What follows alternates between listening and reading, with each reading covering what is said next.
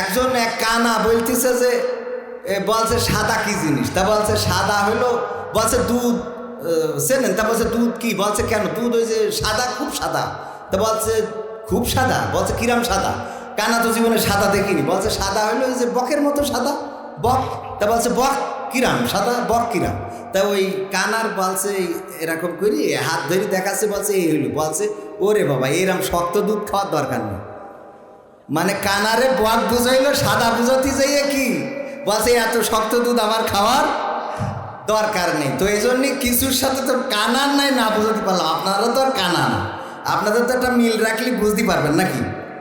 ভাইয়ারা আমার, মা বোনেরা, পর্দার অন্তরালে বড্ড খারাপ সময় যাচ্ছে আমাদের। ক্ষমতায়নে আমাদের প্রধানমন্ত্রী জননেত্রী শেখ হাসিনা, তিনি একজন মহিলা, মাননীয় স্পিকারও একজন মহিলা, এখন আবার শিক্ষামন্ত্রী ছিল মহিলা, সে আবার সমাজ কল্যাণে চলে গেছে। আমাদের মা বোনেরা ক্ষমতায় তো অনেক অংশ দখল করে বসে আছে, পাশাপাশি আবার বাজারগুলো মা বোনেরা এতটাই দখল করে নিয়েছে যে আমাদের এখন আর বাজারে তেমন একটা দাম আছে নাকি। মাঝে মাঝে আমার স্ত্রী বলে যদি সময় না পাও তাইলে টাকা দাও, আমি যে বাজার করে আনবানে।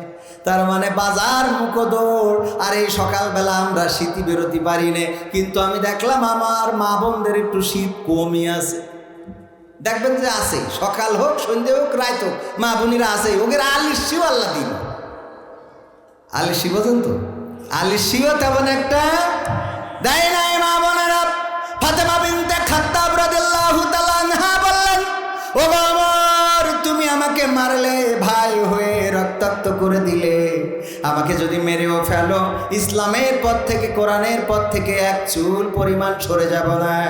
ওমর রাদিয়াল্লাহু তাআলা আনহু এই কথা শুনে একটু থমকে গেলেন। আহারে কি এমন বাণী, কি এমন কালাম, কি এমন কিতাব, কি এমন রাসূল, কি এমন ইসলাম সে পেয়েছে যার জন্য মরতে শিকার, কিন্তু কি ইসলাম ছাড়তে শিকার না। আল্লাহর নবীর সাহাবী, তখনও সাহাবী হয় নাই, ওমর রাদিয়াল্লাহু তাআলা আনহু বললেন, ও গো বোন কি পড়ছিলে একটু আমাকে শোনাও। বলল একটু উজু করে পবিত্র হয়ে আসো। পবিত্র হয়ে আসলো, আল্লাহর নবীর উপর প্রেরিত, আল্লাহর নবীর কাছে নাজিলকৃত কিতাবের অংশ সূরা তাহা থেকে তেলাওয়াত করছিলেন। সূরা তাহা যখন শোনালেন, ওমর রাদিয়াল্লাহু তাআলা আনহুর মনটা বিগলিত হয়ে গেল, ছুটে চলে গেলেন নবী সাল্লাল্লাহু আলাইহি ওয়াসাল্লামের কাছে। যখন রাসূলের কাছে যাচ্ছেন, সাহাবীরা রাসূলকে ঘিরে ধরেছেন, কারণ ইতিমধ্যে খবর চলে এসেছে ওগো রাসূল আপনাকে হত্যা করার জন্য ওমর রওনা দিয়েছি। সাহাবীরা ঘিরে ধরে বললেন, ওগো রাসূল ওমরকে কিন্তু আজকে ছেড়ে দেব না, এতদিন পর্যন্ত আমাদের কিছু বলতে দেন নাই, আর কোনো কথা হবে না, এখন কোনো প্রতিবাদ নয়, ডাইরেক্ট প্রতিরোধ হবে, ডাইরেক্ট অ্যাকশন। আল্লাহর নবী বললেন, তোমরা জায়গা করে দাও, রাস্তা করে দাও, ওমরকে আমার কাছে আসতে দাও। ওমর রাদিয়াল্লাহু তাআলা আনহু যখন রাসূলের কাছে পৌঁছালেন, রাসূল দাঁড়িয়ে গেলেন, দাঁড়িয়ে বললেন, ওগো ওমর। আল্লাহর নবী ওমর রাদিয়াল্লাহু তাআলা আনহুর বাহুটা ধরলেন এবং ঝাঁকুনি দিয়ে বললেন, ওগো ওমর তোমার মনের পরিবর্তন কি এখনো আসে নাই? এর আগের রাতে আল্লাহর রাসূল দোয়া করেছিলেন, ওগো আল্লাহ তুমি যদি আবু জাহেলের মতো, তুমি যদি আবু সুফিয়ানের মতো অথবা ওমরের মতো ওই কাফেরদের কোনো একজনের ইসলামের জন্য কবুল করে নিতে, তাইলে তোমার ইসলামের ভাব মর্যাদা বেড়ে যেত, তোমার ইসলামটা প্রচার করা আমার জন্য সহজ হয়ে যেত। দোয়া করেছেন কে? একটু উচ্চ স্বরে বলেন। কয় আল্লাহ। দোয়া করেছেন কে? রাসূল সাল্লাল্লাহু আলাইহি ওয়াসাল্লাম। আর কবুল করার মালিক কে? আল্লাহ। দোয়া করলে কেমন কবুল করেন? আবু হুরায়রা রাদিয়াল্লাহু তাআলা আনহু এসে একদিন কান্না করছেন, আল্লাহর নবী গুনগুন আওয়াজ শুনে বের হয়ে আসলেন, এসে দেখেন আবু হুরায়রা কান্না করেন। বললেন, ও আবু হুরায়রা তুমি কাঁদো কেন? আবু হুরায়রা রাদিয়াল্লাহু তাআলা আনহু বললেন, নবী গো গতকাল রাতে আপনার কাছ থেকে ফিরতে দেরি হয়েছে, বাড়িতে যখন দেরি করে গিয়েছি মা বলল, ও আবু হুরায়রা এতক্ষণ পর্যন্ত কোথায় ছিলে? বললাম, ও মা যেই কদম চুমতে পারলে পৃথিবী ধন্য হয়ে যায়, যেই কদমের কাছে থাকতে পারলে পৃথিবী ধন্য হয়ে যায়, সেই নবী মুহাম্মদ আখিরি জামানার পয়গম্বর হযরত মুহাম্মদ সাল্লাল্লাহু আলাইহি ওয়াসাল্লামের কাছে ছিলাম। আমার মা মুশরিক, সে সহ্য করতে পারল না যে কি আশ্চর্য, তুমি মুহাম্মাদের কাছে ছিলে।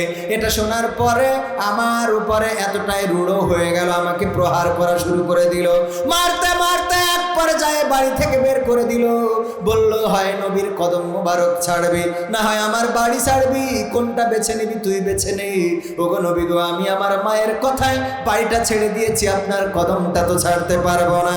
আল্লাহর নবী বললেন, ওগো আবু হুরায়রা, তুমি তো তোমার মায়ের ব্যাপারে আমার কাছে নালিশ নিয়ে এসেছো।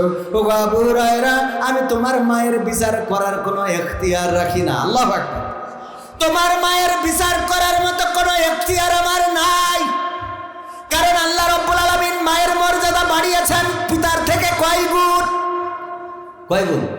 3 গুণ বাড়িয়ে দিয়েছেন। একজন সাহাবী বললেন, ওগো রাসূল, আমি খেদমত করব কার? আল্লাহ রাসূল বললেন, তোমার মায়ের, তারপরে কার? তোমার মায়ের, তারপরে কার? তোমার মায়ের, তারপরে কার? তোমার পিতার। সুবহানাল্লাহ বলবেন না? মা বোনদের মর্যাদা দিয়েছেন কে? আল্লাহ রাসূল দিয়েছেন, আল্লাহ দিয়েছেন। আর আমার মা বোনেরা মর্যাদাটা বোঝে না, সঠিক মর্যাদা কোথায় সেটা বাদ দিয়ে মিছিল করে বেড়ায়।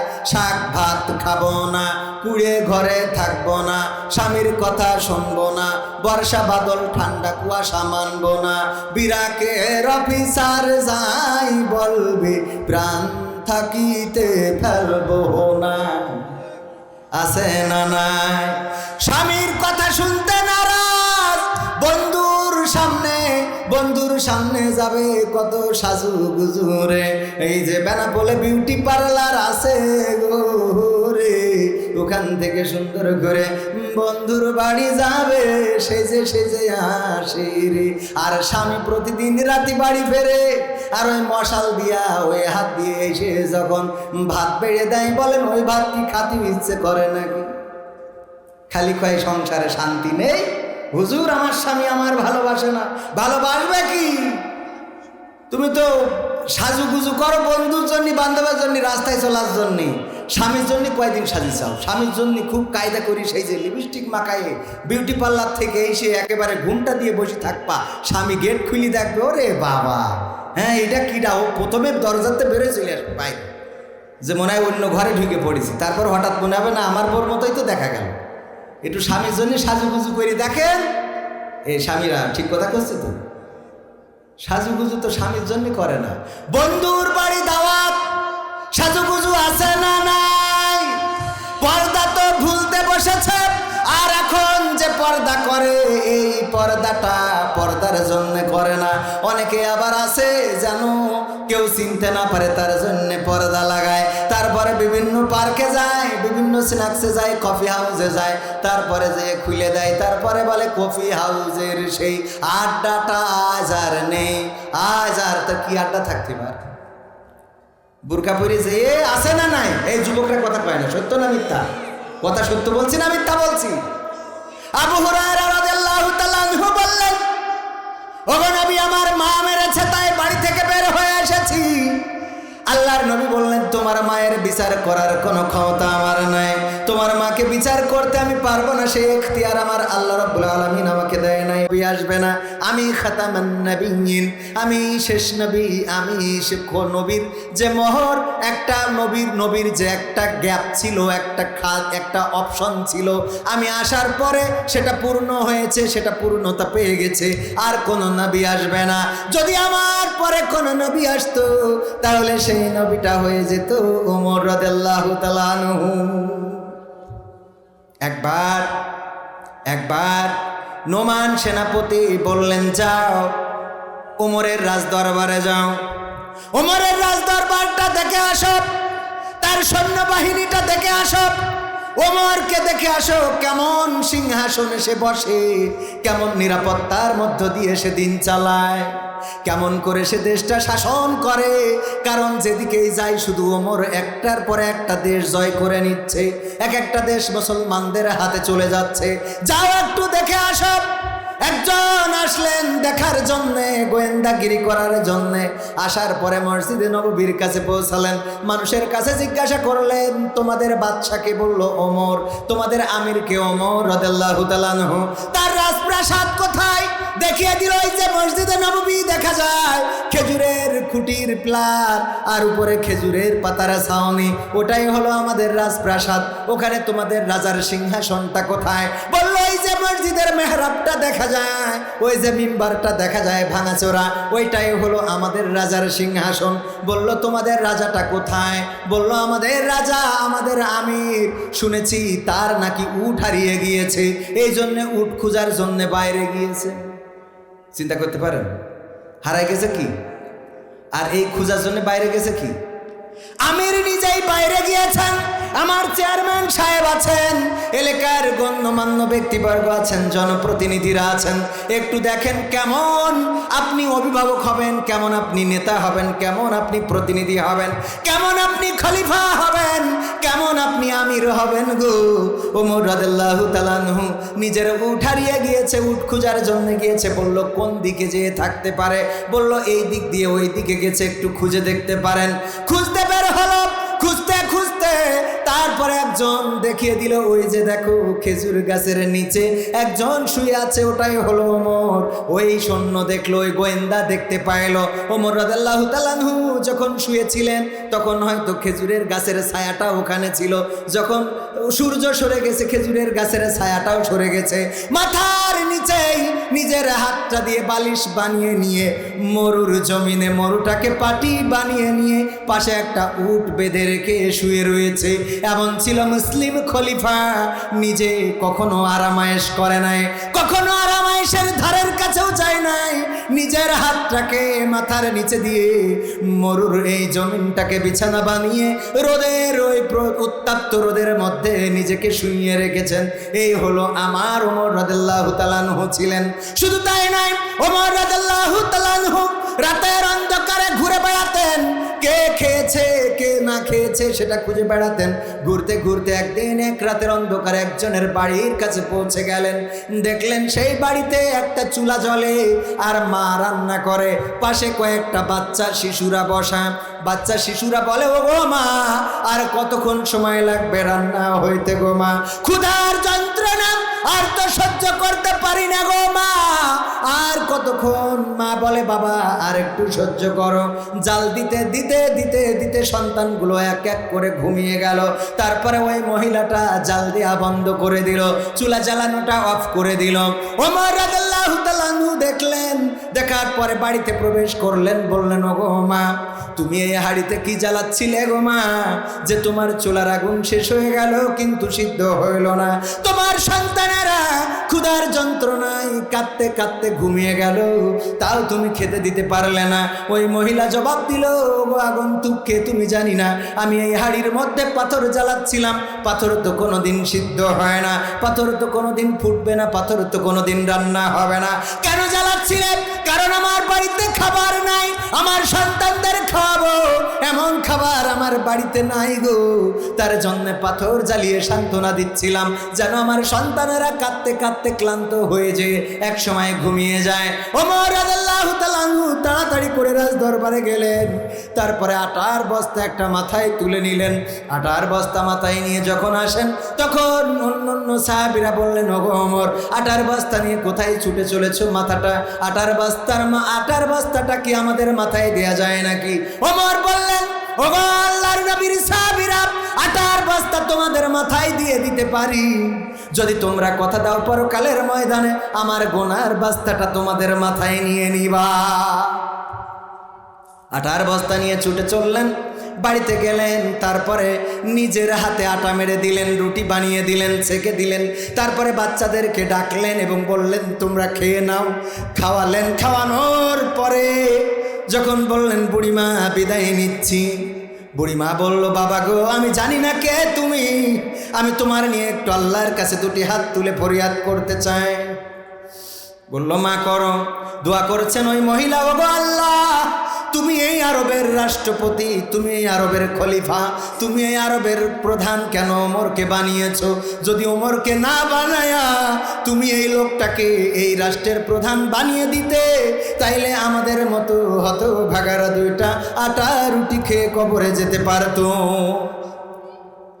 আল্লাহর নবীর সাহাবী, আল্লাহর নবীর খলিফা ওমর বললেন, ওগো মহিলা, আগামীকালকে আপনি ওমরের দরবারে আসবেন, সেখানে দেখা হবে, সেখানে আমি আপনার জন্য আরো কিছু করা যায় কিনা দেখব। পরের দিন যখন ওই মহিলা গেলেন, যে দেখলেন সিংহাসনে মিম্বারে রাজার জায়গায় যিনি বসে আছেন তিনি আর কেউ নেই, আগের রাতে যিনি নিজে হাতে রুটি বানিয়ে দিয়েছেন তিনি বসে আছেন আজকের সিংহাসনে। বলেন সুবহানাল্লাহ। আর আজকে আমরা যারা এমপি মন্ত্রী হয়ে যাই, আমরা যারা চেয়ারম্যান হয়ে যাই, আমরা যারা নেতা হয়ে যায়, নেতার পাওয়ার আর কি সামসার পাওয়ারের ধারের কাছে যাওয়া যায়? সত্য বললাম না মিথ্যা বললাম? যাওয়া যায় না। আল্লাহর নবীর সাহাবীর এমন অসংখ্য ঘটনা রয়েছে, অনেক ঘটনা বলতে পারবো। ওমর রাদিয়াল্লাহু তাআলা আনহু, আবু বকর রাদিয়াল্লাহু তাআলা আনহু কত সুন্দর মানুষ ছিলেন। একজন অসুস্থ মানুষ রয়েছে বাড়িতে, অসুস্থ মানুষ, তার সেবা শুশ্রূষা করা লাগবে, খাবার দাবার দেওয়া লাগবে। ওমর রাদিয়াল্লাহু তাআলা আনহু শুনলেন, তার বাড়িতে গেলেন। সকাল 10টার দিকে যেয়ে দেখেন সেই মহিলাকে ডাকলেন, ওগো বুড়িমা, শুনলাম তুমি নাকি অসুস্থ, তোমার জন্য কিছু খাবার এনেছি, খেয়ে নাও। বলল, আমাকে তো কিছুক্ষণ আগে একজন খাইয়ে রেখে গেছে। ওমর রাদিয়াল্লাহু তাআলা আনহু চিন্তা করলেন, কে এমন আছে যে আগেই খাইয়ে রেখে গেল। পরের দিন আবার একটু সকাল করে বের হলেন, 8টার দিকে পৌঁছালেন। যাওয়ার পরে বললেন, বুড়িমা ওঠো। বলল, আমাকে তো কেবলমাত্র কেউ একজন খাইয়ে রেখে গেল। এর পরের দিন আবার যখন ওমর রাদিয়াল্লাহু তাআলা আনহু আরো সকাল করে গেলেন, 6টার দিকে ফজরের নামাজ পড়ে যখন গেলেন, যাওয়ার পরে দেখেন বুড়িমার বাড়ির গেট থেকে আবু বকর রাদিয়াল্লাহু তাআলা আনহু বের হয়ে আসছে। সুবহানাল্লাহ বলবেন না? ওমর রাদিয়াল্লাহু তাআলা আনহু বললেন, ওগো আবু বকর, এত সকালে যে এত ভালো কাজ করতে পারে রে, সেই ব্যক্তি কোনোদিন জাহান্নামের আগুনে জ্বলতে পারে। কেমন মানুষ হইতে হবে, কেমন নেতা হতে হবে, এমন নেতা হতে হবে যেই নেতাকে দেখার পরে গরিব দুঃখীরা কষ্ট ভুলে যাবে, যেই নেতাকে দেখার পরে গরিব দুঃখীরা দুঃখ ভুলে যাবে। শীতের রাত একটু যান এই শীতের কুয়াশায়, দেখেন কয়জনের বাড়িতে লেপ আছে, তসক আছে, কে কোন ভাবে শীত নিবারণ করছে। আর দেখবেন ডাকি গো সরকার যা দেয়, ইকেনে আসতে আসতে তার তেশ মারা হয়ে যায় রে। ঠিক না বে ঠিক? আমি চাই বাংলাদেশে কাঁদবে না আর কেউ তো দুঃখে, আমি চাই প্রতিটা মানুষ মিলে মিশে থাকবে সুখে। ঠিক না? এই চাওয়া আমার চাওয়া না, আল্লাহ তার রাসূলের চাওয়া। আল্লাহ তার রাসূল চাই বলেই আমরা, আমি চাই বাংলাদেশে কাঁদবে না আর কেউ তো দুঃখে, আমি চাই প্রতিটা মানুষ মিলে মিশে থাকবে সুখে। আমি চাই ভিক্ষুক হয়ে ঘুরবে না কেউ কারো দ্বারে, আমি চাই কাটবে না রাত কখনো কারো অনাহারে। আমি চাই ভিক্ষুক হয়ে ঘুরবে না কেউ কারো দ্বারে, আমি চাই কাটবে না রাত কখনো কারো অনাহারে। আমি চাই মাজলুমেরা ফেলবে না আর চোখের পানি, আমি চাই কোটের দ্বারে কাঁদবে না বিচারের বাণী। আমি চাই বাংলাদেশে কাঁদবে না আর কেউ তো দুঃখে, আমি চাই প্রতিটা মানুষ মিলে মিশে থাকবে সুখে। আমি চাই ধর্ষিতা বোন কাঁদবে না আর অন্ধকারে, আমি চাই ধর্ষকেরা ভালো হবে তওবা করে। ঠিক না বেঠে? আমি চাই ধর্ষিতা বোন কাঁদবে না আর অন্ধকারে, আমি চাই ধর্ষকেরা ভালো হবে তওবা করে। আমি চাই অধিকার নিয়ে খেলবে না কেউ চিনিমিনি, আমি চাই বুঝবে সবাই থাকবে না কেউ চিরদিনই। আমি চাই বাংলাদেশে কাঁদবে না আর কেউ তো দুঃখে, আমি চাই প্রতিটা মানুষ মিলে মিশে থাকবে সুখে। আমি চাই সাংবাদিকে সত্য কথা লিখুক সবে, আমি চাই চ্যানেলগুলো সত্য প্রচার করুক ভাবে। আমি চাই সাংবাদিকে সত্য কথা লিখুক সবে, আমি চাই চ্যানেলগুলো সত্য প্রচার করুক ভাবে। আমি চাই দাদার দেশের চ্যানেলগুলো বন্ধ হবে, আমি চাই ইসলামী টিভি চ্যানেল খোলা রবে।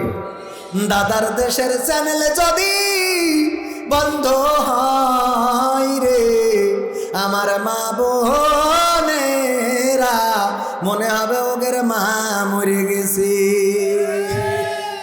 ঠিক না বেঠিক? সত্য না মিথ্যা?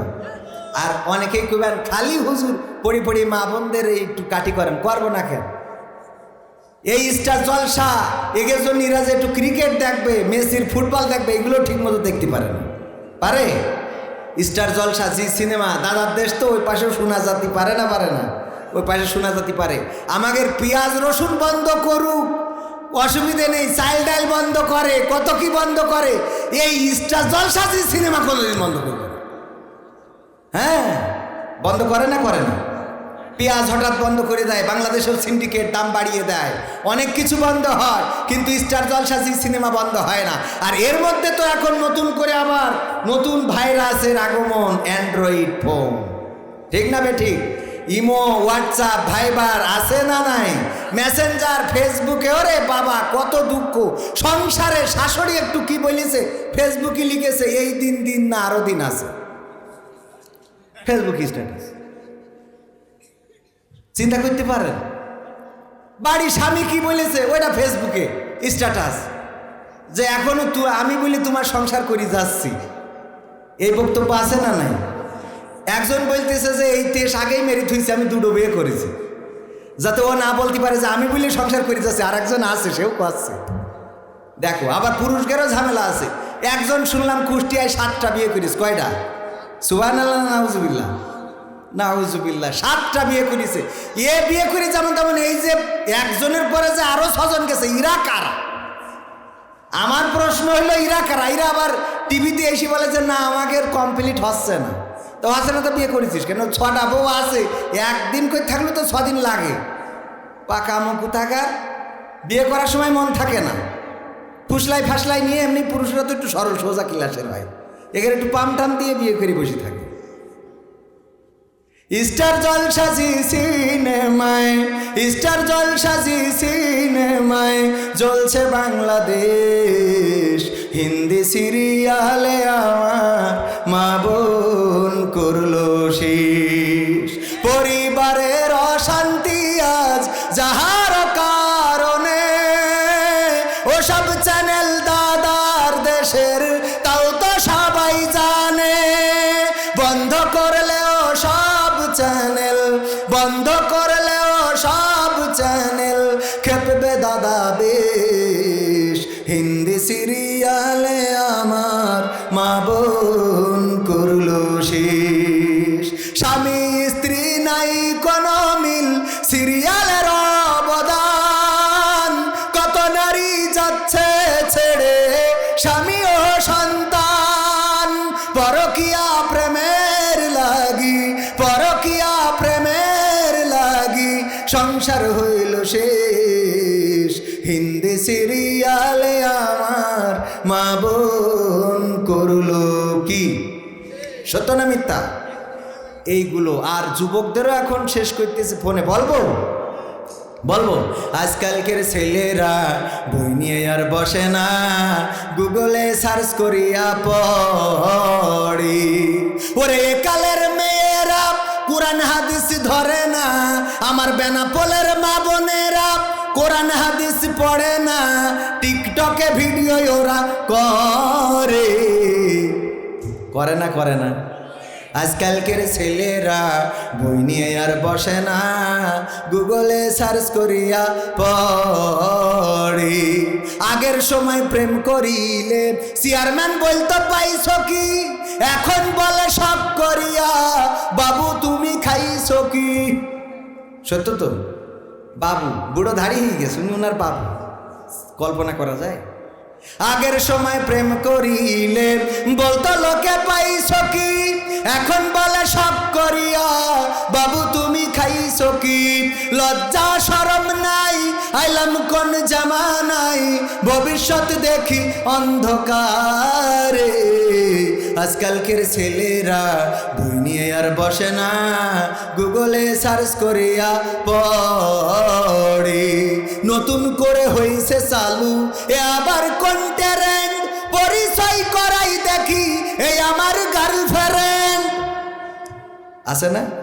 নতুন করে হইছে চালু এ আবার কন্টারেন্ট পরিচয় করাই দেখি এই আমার গার্লফ্রেন্ড শরমের মাথা খাইয়া গেছে ওরা পাগল হইয়া শরমের মাথা খাইয়া গেছে ওরা পাগল হইয়া ভবিষ্যৎ দেখি অন্ধকারে আজকালকের ছেলেরা বই নিয়ে আর বসে না গুগলে সার্চ করিয়া পড়ে ঠিক না বে ঠিক ছেলেরা যদি পরিবর্তন হয় মেয়েরাও পরিবর্তন হবে যে ছেলেটা প্রতিদিন প্রপোজ করে মেসেঞ্জারের বিরক্ত করে আমি তোমার ভালোবাসি I love you I love you I love you এইগুলো লিখতে লিখতে এক সময় মেয়েটাও পটে যায় তারপরে দুইজন বিভিন্ন জায়গায় সেই জায়গা বর্ডারের কাছে ঘুরে বেড়ালো বাইকের পিছনে উঠে চড়ে বেড়াইলো কয়েকদিন পরে তার বিয়ে ঠিক হয়ে গেল অন্য জায়গায়ও বিয়ে হয়ে গেল এও তো এইটাই চাইলো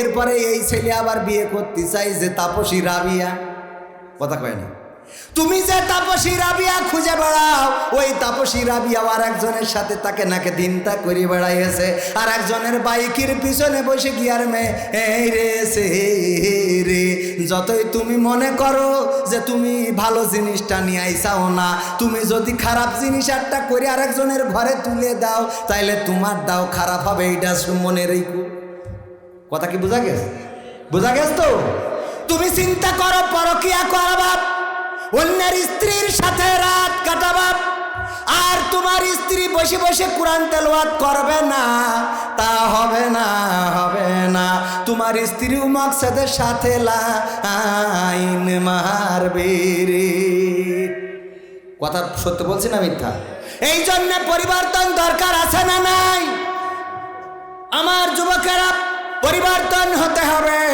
আমার যুবকেরা মসজিদের কাছে আসতে হবে নামাজের কাছে আসতে হবে আর বৃদ্ধ যারা আছেন সন্তানদেরকে কোরআনের পথে দিতে হবে কোরআনের মাদ্রাসায় দিতে হবে আমার মা বোনেরা পর্দার অন্তরালে আছেন পর্দা করে চলবেন আমার আল্লাহ বলেছেন ওয়া করনা ফি বুয়ুতিকুন্না ওয়ালা তাবাররাজনা তাবাররুজাল জাহিলিয়াতিল উলা ও নারীরা পর্দার মধ্যে থাকো জাহিলি যুগের মেয়েদের মতো সেজেগুজে নিজেদেরকে প্রদর্শন করে বেড়ায়ও না সুতরাং পর্দার মধ্যে থাকবেন সন্তানদেরকে মানুষের মতো মানুষ যদি বানাতে চান তাহলে এমন একটি প্রতিষ্ঠানে দেওয়ার দরকার আছে না নাই এই কোরআনের প্রতিষ্ঠানে যাদের সন্তান আছে নাতি আছে পুতি আছে ভবিষ্যতে যাদের হবে অন্তত একটা ছেলে একটা সন্তানকে কোরআনের মাদ্রাসায় দিবেন রাজি আছেন রাজি কিটা কিটা একটু হাত উঁচু করেন